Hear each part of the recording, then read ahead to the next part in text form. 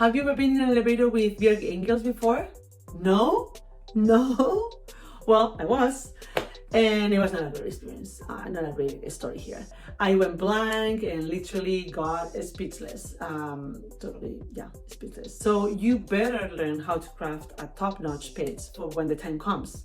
You never know when you might be in an elevator with a big fish and need to explain to them what you do and why you do it. So start here with these 4 tips.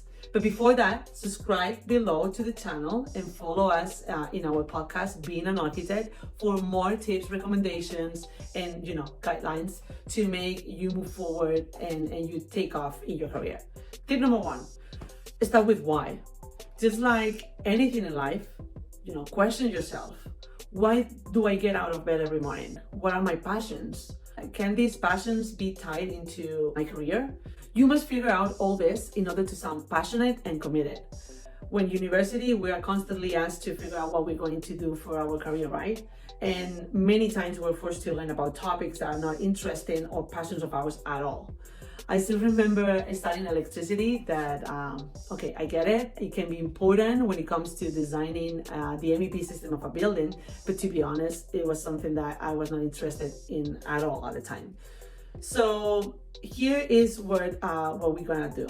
Get out of the academic mindset and write down on a list all the activities and passions you love and would like to transition into your career. Then paste them below in the comment sections and see what others' interests have. This might inspire you and even give you, ideas of things that you were not even conscious about. Tip number 2 would be honesty is key. I already mentioned this in previous videos as well, but you must understand that those decision makers that will be interviewing you will have already seen hundreds of applications before. This means that when you enter into the room, you must make it clear what kind of person you are. You must have some sort of an aura. And honesty is a great place to start when creating a new professional relationship. So it is definitely a key aspect that interviewers look for. Not only this, but it also provides you with the ability to be upfront about your work and where you have been, and more importantly, where you want to go next, as you don't want to be hiding anything from them. Number 3, what are your accomplishments? You have to include this in your pitch. So define what actions you took in your previous experiences and the results you were able to create along with your team. Always clearly defining your role, because each firm has a different view on what each role does. So make sure you state concrete actions and outcomes. What are you proud of and want to share with them? So again, make another list, in this case with each professional experience you have had, and define 5 specific actions you took and how they positively impacted the firm over time. I read you below, okay? And number 4, what are your objectives? Probably the most important part of your pitch, right? So when defining your objectives, you want to clearly communicate your expectations and what you expect to achieve with the firm you're interviewing at.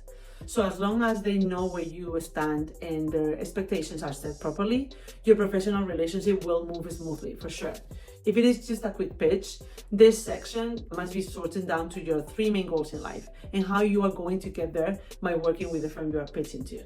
So get there another piece of paper and list your 3 main goals, and I'll provide you with some guidance in the comments below.